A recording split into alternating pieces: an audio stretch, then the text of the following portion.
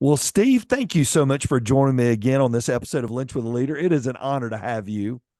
Oh my goodness, I am just so excited to be with you. You are last podcast we did together was like one of my favorites just because the leaders that you connect with, the your love for sports like me and just your heart for people and helping them, and I just was like, let's do this again. So, Man, thank you. Well, your new book, Grieve, Breathe, and Receive, is powerful. It's powerful. And it's the story that most people never want to tell. They don't ever want to pull the sheets back. Why is it so hard sometimes to dive back in the depths of a story that God has brought you through? What would you say? well, I think in many ways it's a bit re-traumatizing. Mm. I would write a chapter and then I would drive down to this local restaurant called Lucky Monk and, just have a plate full of cheese curds, and I felt like I just was like eating my way through writing Mm. this. And so part of it I think is going back. I think also in the psyche there in our news cycle, right? It's like, we have 2 days where you can like grieve what happened and Mm. then it's Mm. we move on.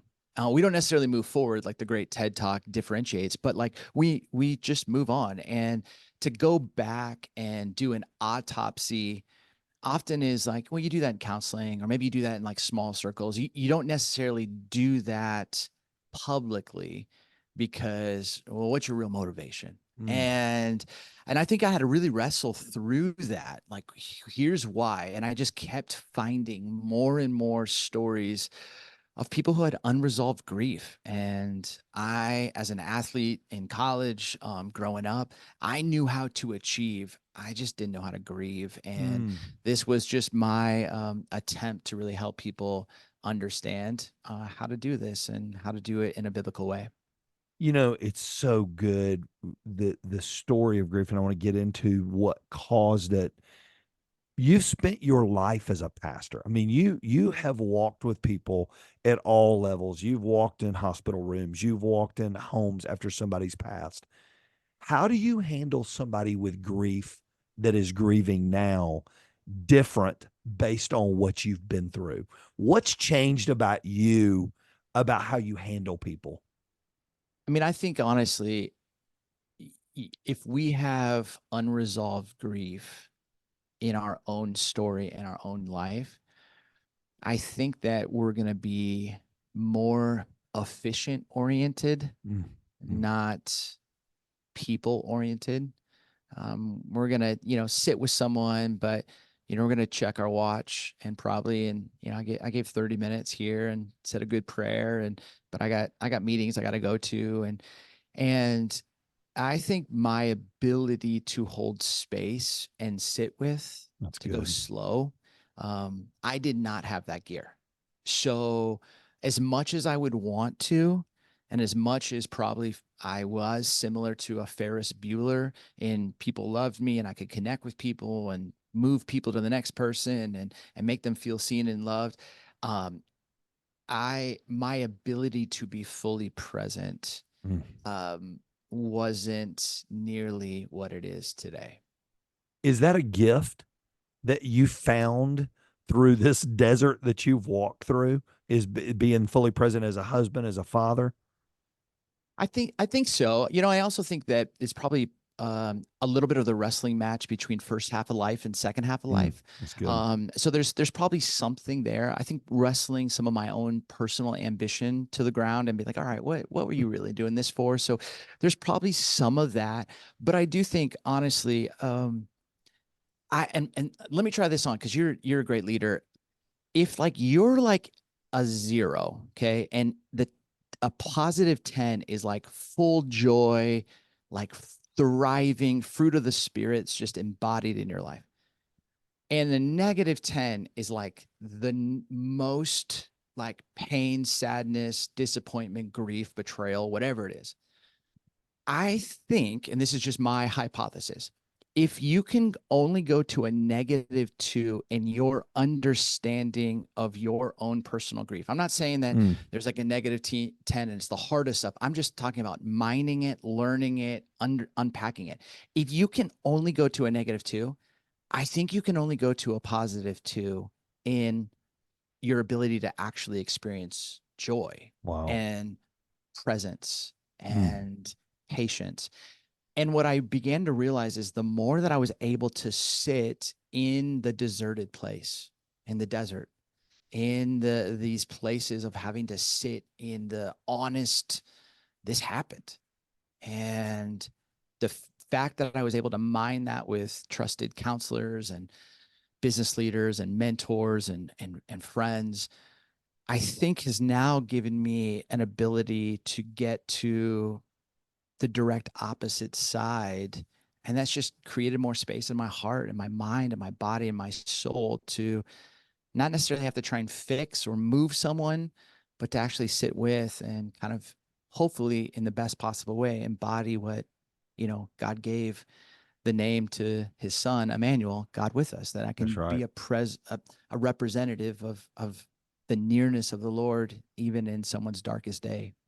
It's so funny. You tell a story in the book, and I've heard you talk about meeting a rabbi who talked to you about how Americans, and because everybody listening on this call today are achievers. You typically don't tune into a podcast to kill time. You tune in because you're an achiever, you're wanting to grow, you're wanting to hear another great leader. And we have this dream of what our own promised land looks like. It might be that job, it might be that opportunity. But a rabbi told you something that I thought was so spot on. Do you mind sharing that with everybody?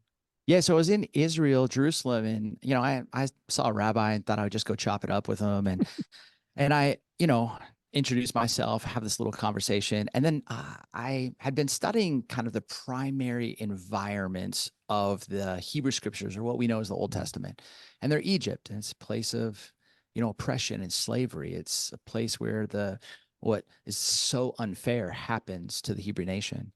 And then they spend 40 some years in the desert wandering, and then they enter the promised land, this land overflowing with milk and honey, and a land that God had promised to Abram and his generation that followed him.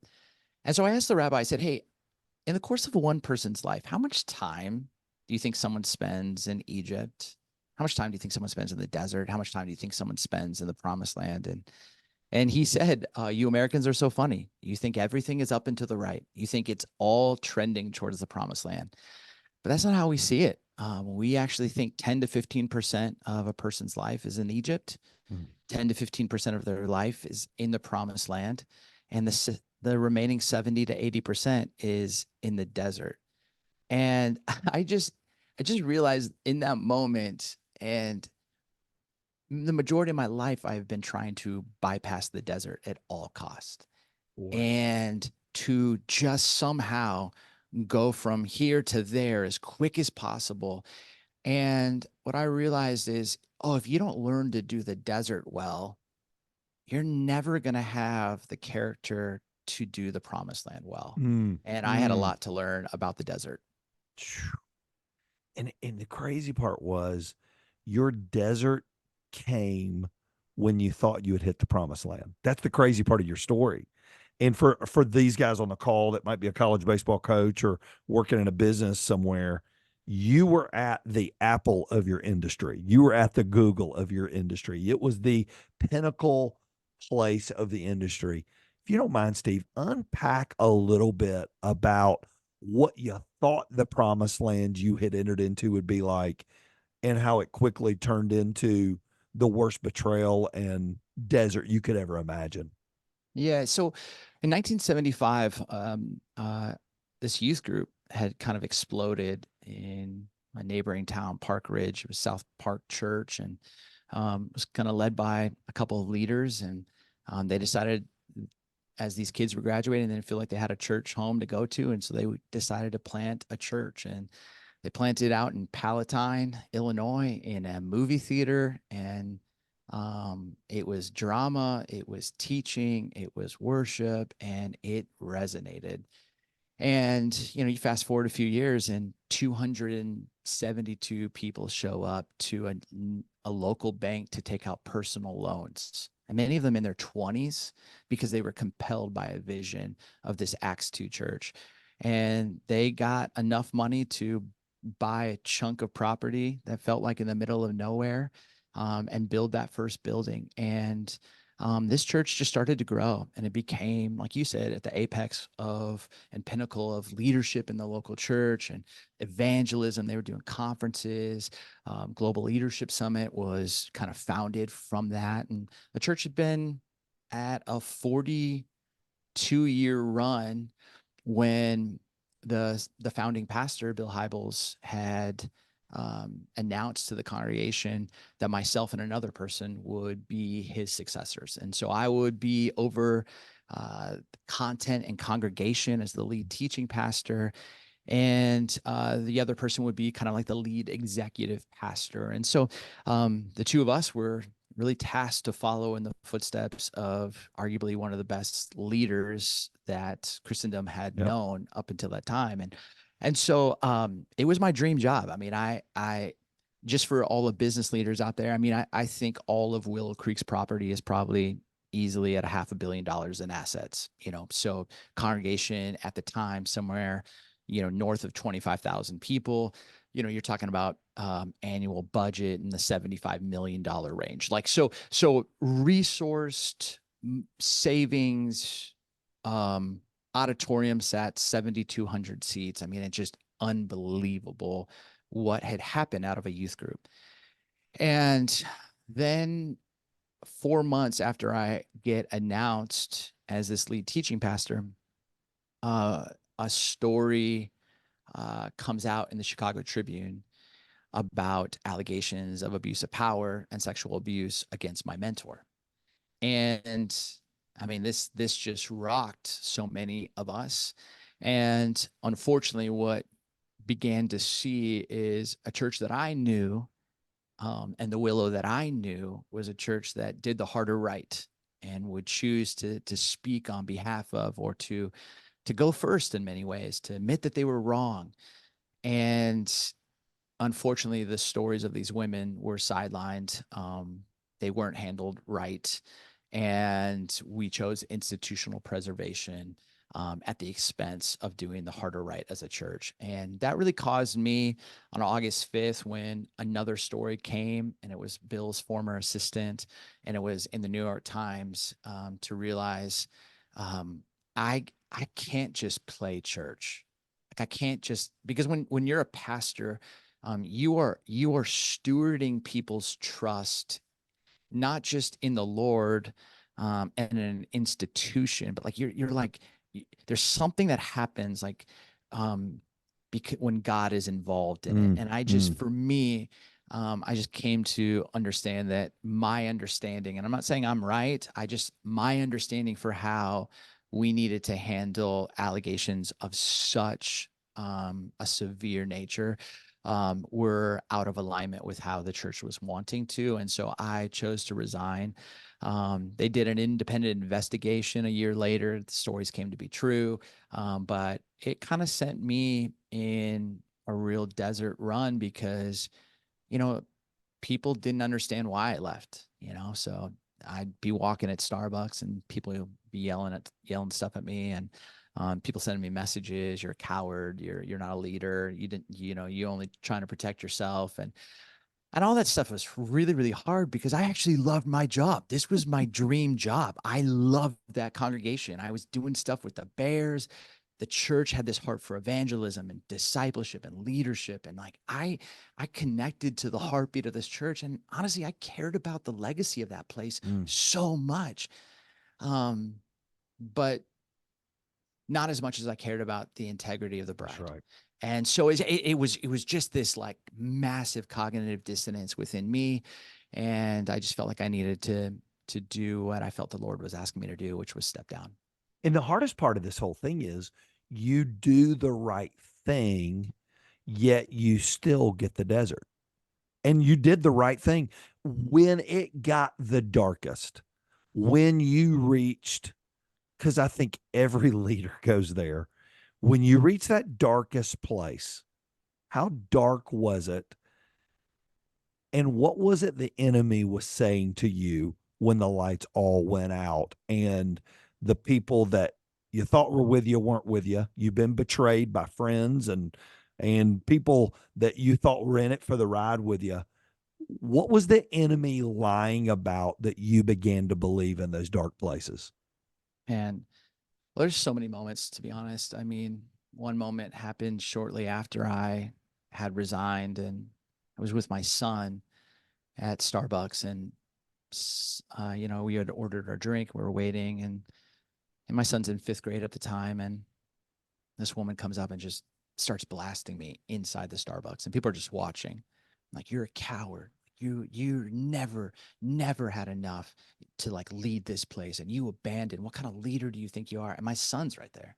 Mm, My son's like looking up at me. He's looking at this woman, and I'm just like, you just got to take it. You just got to take it. And so finally get our drinks, and we walk out, and I'm putting my son into the car, and um, he just looks at me and goes, Dad, you always told me that when you do the right thing, you'll be rewarded. mm, So either you didn't do the right thing because that didn't feel like a reward, or you did do the right thing and you lied to me because, like, I don't see a reward in this. And son. Mike, in that moment, Mm, like, and my son's always been an old soul. If you saw this guy, he came out of the womb like wearing a cardigan as a college professor, So, but like, I just looked at him and said, hey, when mom was pregnant with Mercy, mm, she threw up multiple times a day. And yet on May 22nd, when we held Mercy for the first time, it was all worth it. I'm not saying I know when we're going to hold our version of Mercy, but I'm telling you, the God I choose to believe will give us that. And you mm, just got mm. to trust me, and you just got to trust God. And that, when you start to see the collateral damage affect your kids, I mean, that's like a mama bear energy that comes out. That is a frustration. I think when you saw like um kind of like the truth not coming out, Yeah. Yeah. and then I'm accessible online, and so I'm taking it, and I'm like, this isn't right. I think there was moments where I honestly I just didn't want to get out of bed. Mm, I never had taken any medication, and I just got to a point where I was like, oh man, like I need help right now. And I think it was in those moments that it was the darkest. mm. And the darkest was like nobody was willing to follow you. Nobody was willing to fight for you. Um, no, like, because here's the honest truth, man. I thought that by resigning, that people would show up to my house and say, "You can't resign. Yeah. We'll step down. You did it the right way." Like, and everyone's replaceable. Yep. And I didn't believe that or think that, or Mm, and so then when you're having to detox pretty quickly off of something that you didn't think had a lot of your identity attached to it, but then you realize did, and then you don't necessarily know when someone asks you, what do you do? Or when people talk about you, they talk about you as the formerly teaching pastor. And so it's like all your best days are behind you. Just the enemy just went to work on that. mm, mm. And a lot of shame I had to like just dig through that wasn't even real. Like, but I couldn't fix it. And I thought I could fix it. Yeah. And um, yeah, so that was really dark. That That, was really hard. that's a good word, man. Because I think all of us have the Rudy moment where everybody goes and turns in their jersey and said, I'm not playing coach unless Rudy's in the game. And when nobody's lined up to go do it. How did you protect you and your wife? How did you protect you pick up, you move, you start over in a lot of ways, man. You just picked up, moved to Arizona near her family, and you guys just flat out started over. How did you protect your relationship in the depth of that grief? Because it's so easy for that to splinter and divide a couple. How did you guys do that? Well, I think honestly, we did some stuff really well, and I think we're even just doing some autopsy now and realizing that there's some stuff that we could have done Mm. better. I think the first and foremost was I called a mentor and kind of just shared. This was like maybe a few weeks after I'd stepped down, and I just was all over the place, and he said, "Hey, do not make the decision of what to do next. It has to be Sarah's. Listen to her." Wow. So Wow. that I think, That's good. if for many of us high charging achievers, Yep. our brides and families have followed us on our career trajectory, and this just was a season to say, hey, I'm not gonna like drive shotgun. I'm not gonna drive. I'm gonna ride shotgun. And so when I felt like the Lord told me go to the desert and wait for instructions, I thought it was metaphorical. I tell Sarah the next morning, and she tears up and she says, "I've been sensing the same thing. I want to go home." And I realized, all right, I'm going to listen to her. I'm going to go with her. And um, so I think that was first. The second thing I would say is, and this came from a pastor in Colorado who told me, you can have firsthand wounding and you can have secondhand wounding. You can have firsthand healing, but you can't have secondhand healing. And I think oftentimes one of the spouses experiences the wounding, and then Papa Bear, Mama Bear feels that, and they got that secondhand wounding, and they're like, oh my goodness. But then I think oftentimes, depending on the resources and the role, one of the spouses usually has more opportunity for healing. Mm, And mm, just because mm. they get that opportunity doesn't mean because they got healed that the other person is going to heal too. And so I think we miss some moments to actually, hey, let's go to this kind of retreat together, because someone had to be a frontline parent. Sometimes she'd go and I wouldn't go, and sometimes I would go and but I think we could have done that part better. But I would say a lot of it was, um, we did a lot of walking, a lot of processing, and in the midst of trauma, we didn't turn against each That's other. We good. turned That's toward good. each other, and I think that that was remarkable to have a spouse in the midst of a dark season say, I know you did the right thing, and I'm not going anywhere, and I'm for you, and I'm so sorry. It should be a different. Um, uh, I don't think even know how to communicate how much my heart, mind, Mm. body, and soul needed to hear that and Yeah. feel that, because there were relationships I thought would never bail, and they did. Yeah. And that's just yeah, I feel like those are some of the learnings that we've had. And being a hard charging leader, and you hit this a little bit in the book, being a hard charging guy, the immediate thought is, I'm going to take the next job. And you get a call, a great opportunity, but you didn't do it. You went to the desert and you did what had to be done, which is to process everything. What would be different about you today if you had taken the next job that called, the next senior pastor job, the next role that was a perfect skill fit for you, but you may have been emotionally unfit for? What would have been your mistake if you'd have taken that job and not gone to the desert to process these things? Well, whenever you experience betrayal, and therapists will tell you that betrayal trauma is one of the worst, because what happens is you don't know if your discernment got leveled or Mm, your mm, discernment leveled up. And really, what betrayal trauma forces you to like interact with is trust issues. It's really hard to step into a leadership role if you have issues of trusting elders or trusting senior execs. It's not going to be something that's going to be sustainable. You're just going there for a paycheck and a role, but not necessarily giving your whole self. And I think I just realized, man, this was too public. This was too like this was a detox. One Sunday morning, I was supposed to be on stage and I didn't go on stage, and then I resigned on my doing, but I did not have a job. So it's not like I had a Kobe, last year Yep. in the NBA run, right? It was immediate.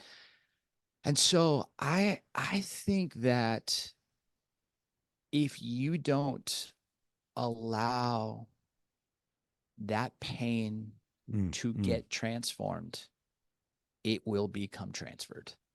Oof. And I think that the the way that my life was pushing was going to look for something bigger and better, and to minimize the sadness and disappointment and betrayal. And there's only so much time where your pace is so far ahead of where your heart, mind, body, and soul is. And it's just a matter of time till it comes crashing down. And and again, I don't think if everything would have run the way it was going to run, that I believed it was going to run, 2017 on, I don't think I was going to have some train wreck moment. But I think that this moment was so public and so discombobulating that I was going to rely on how I handled my childhood trauma, which was performance, or how I handled any sense of being powerless, which was just set more goals and achieve. And, I think you're seeing this even with like NFL coaches. Yep. They're not just jumping in, they're taking a year off. They're getting into the commentator booth. They're just having a year just to like, all right, let's catch our breath. And that was a hard fought season. And I need to learn some stuff. And I tried to open myself up to that. John Deloney with Ramsey said something really good. It tied in so well with what you say. Grief is the gap between what you hoped would happen or how you thought things would be and what actually happened. Grief is accepting reality, sitting in it, owning it. No matter how dark and scary your new reality is, grief is dreadful and uncomfortable, and there's no healing without it. Let yourself grieve. When you finally let yourself grieve, what healing began to happen in your heart when you finally went, I'm going to embrace where I'm at, which is so much of the book. And I'm just telling you, we're not going to steal all the thunder of it because so much of it's about the process and the one, two, three, fours of it. What though began to happen in you when you finally said, I'm going to sit in this and I'm going to process it? So if you think about it from like a formation discipleship, side, I think we love bumper sticker theology, some short phrases and ideas like, God is with you. God will never leave you nor forsake you. That's a beautiful, beautiful, simple truth. But then all of a sudden, the shock of life, Mm, the uppercut you didn't see coming, the punch that just knocks the air out of your lungs, and you now have to ask, is that simple truth hold up in the fire? mm, And when that simple truth, God is with you, God will never leave you nor forsake you, you find it to be wildly true. It moves from simple to sacred, and it is weighty. And now I don't just talk about God with me. Like I knew it. mm, Like when I'm mm. walking trails early in the morning and I'm hearing the sound of rattlesnakes or watching coyotes run, and there's no concrete around. Like you are in the deserted place. That's where the desert gets its name. Like you are walking and you're having to like sit there and go, how did this happen? Like, why did you let this happen, God? Like, why? Like you're having to like just grieve. And I think what the process that God really unfolded in me was, man, I had some unforgiveness in my heart. And man, that was real. And I remember talking to a therapist buddy of mine, and, and they said, Steve, if you did your job, I'd be out of a job. It's like, what do you Mm. mean? He's like, well, 85% of the clients who come and sit in a couch and pay me $150 an hour. I was like, you get paid $150 an hour? That's amazing. I'm in the wrong profession. But like he's like, they're trying to learn how to forgive. And that just caused me to do a deep dive in forgiveness. And, you know, I didn't need to forgive Willow. Willow Mm. didn't hurt me. I love Willow. It's like my alma mater. It's how I view it today. It wasn't perfect, but it taught me a lot, and I met some incredible people. But I had 5 people that I needed to know how to forgive, Mm. and that desert process showed me that, oh yeah, forgiveness is a solo sport, and if I choose unforgiveness, um, that unforgiveness is a seed where bitterness and rage and anger, angst, brawling, gossip, all that's just going to just grow in my life. And I didn't want that. That's not going to be a healthy leader.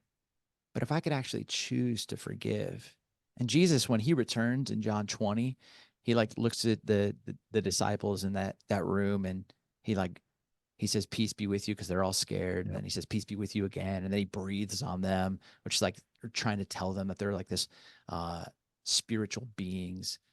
And then he says the most like common sense line. He says, now, if you forgive anyone, they'll be forgiven. And if you don't, they won't be. It's like he's saying it's your choice. Like, Mm.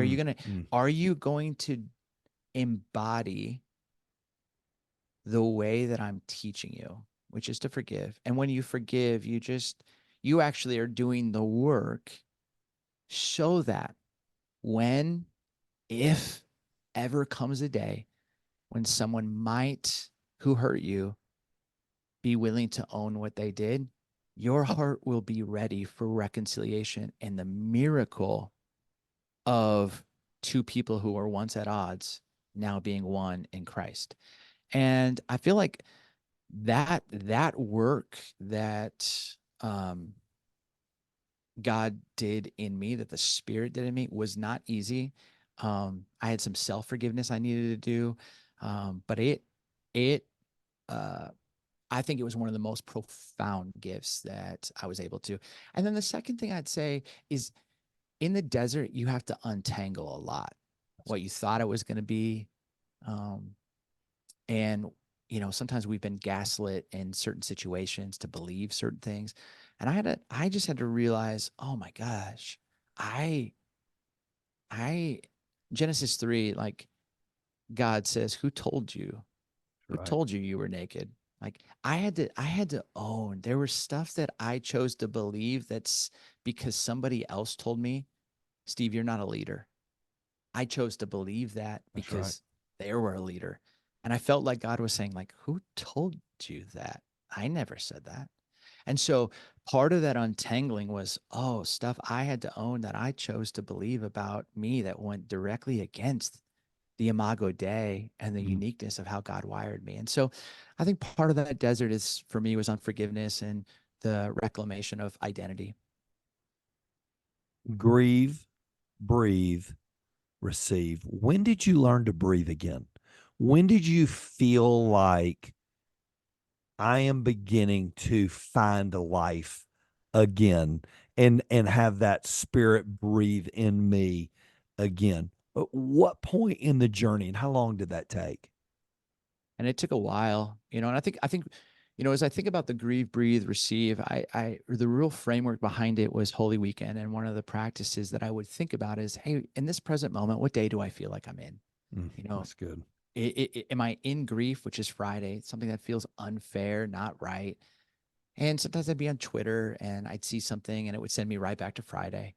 And then, this is when you're in grief, but then Saturday is when you actually think you can get through grief. I can get through it. I can figure this out. Like, I can get to the promised land. I can get, and it really forces you to ask, what's your relationship with waiting? And for many coaches who have lost their job, or many business leaders who have, because of age or layoffs, have found themselves, sometimes they're like, I can get through this. I'll figure it out. Yep. Well, it's your relationship with waiting. And for most of us, we hate the wait, just can't stand it. For some of us, we waste the wait. So we choose a whole bunch of unhealthy escapes, and it just keeps us wandering in the desert. And Mike, this, like the Hebrew people, when they left Egypt, they were like a month's journey from the promised That's right. land, but it took him almost 500 months.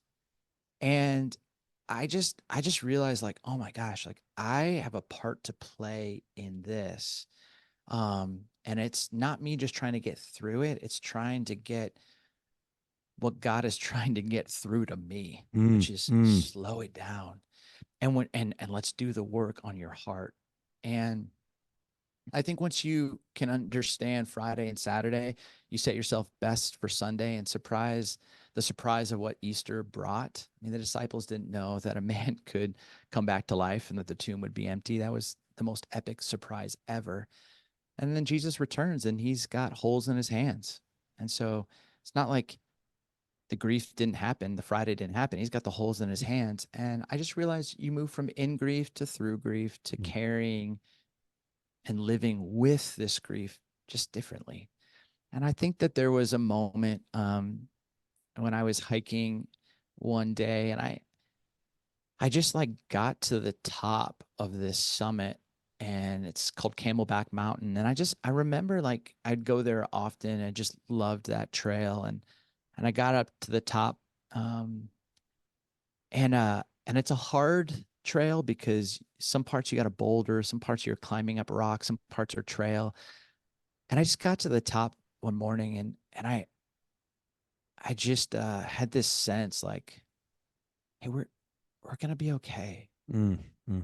Like it felt like the simple truth had gone through the struggle and it was just starting to become quite sacred. And we're gonna be okay. We're gonna make it. Like you don't have to be scared. You don't have to be afraid. Like you know that what those people said isn't true about who you are. Um, experience God's provision and kindness. And I think it was just in that moment when not just I was going to be okay, but we were going to be okay. My family was going to be okay. When I could start to trust that, I think the RPMs dropped. I could exhale and really start to receive what the future might behold. You are pastoring again now. You're back in the Chicagoland area. What's different about Steve Carter on this trip around? You've come back from Arizona. You've come back from the desert. You've replanted, reborn, started over. What's different about you pastoring now than the Steve Carter 10 years ago? Gray hair. That's number one. So, I think a lot slower, to be Mm, honest. that's good. I think I still have the same drive for change and transformation. I just think that there's a slower process to it. Um, I think too, in the midst of whenever you walk through that desert season or that fire and you start to see that transformation as possible and you grow muscles of resiliency. I think like I think many of your listeners can relate to this. Like you roll into a gym and you just see someone who's just a beast, in their shoulders and their arms. And then if you ever scan down to their legs, you recognize they skipped leg day. And I would never still want to get into a fight with that person. They'd still destroy me. But I think I had just skipped leg day Mm, for my first half of life. Like I just didn't make space to grieve and I didn't. And so if it was hard, I could like sit with it, but then I'm gonna check out at home or I'm gonna check out. It's too hard. It's too hard. It's too difficult. I think my ability now to live in the slow, to to to sit in the tension, to really grieve with people. And it's weird because people will come up to me and they're like, Steve, you're teaching so much weightier and mm, so much like it's mm. like so much stronger. And and I think they're right, but it's I just wish I didn't have to go through what I did to learn what I needed to learn. But also, and the other side of it is, I'm grateful that God is a God who meets us in the dark nights of the soul, in the desert seasons, and guides us through. And sometimes it's a cloud, and sometimes it's fire, and sometimes it's his presence, and sometimes it's his word, and sometimes it's a podcast like yours, and Mm. sometimes it's a friend, and sometimes I could just feel the goodness of God, even in a season that didn't feel that good. Telling the story of Joseph and living the story of Joseph are two very different things. And Yes. what the enemy intended for evil, God begins to use for good, but living it's hard. And wanting the outcome's great. Living the process is tough. Final question of the day. Your kids understood what they could understand. They weren't adults. They saw it, but they didn't really get it. One day they will. One day they're going to be in their 20s and 30s and they're going to go, holy smokes. What's the biggest thing you want them one day to say about how you lived out your faith, clung to your wife, clung to your family, and clung to Jesus? What do you want them to say about you one day when they finally get what the whole thing was really all about? They couldn't understand in that moment. What would you say? So my grandfather is buried at West Point, and he was a multi-star general, and he was a All-American athlete, and won national championships in football and All-American. And when he started there was about the same time they started a prayer from a chaplain called the Cadets Prayer. And the Cadets Prayer is, I think, if you've never heard it, just Google it. It's one of the greatest prayers ever. But here's a couple of the lines. The lines say things like, "May we live above the common level of life. May we choose the harder right when a lesser wrong could be acceptable." And what it's really talking about is being the kind of person who has integrity, Mm, and um, being the kind of person who will choose the harder right. Trust for me is a big deal.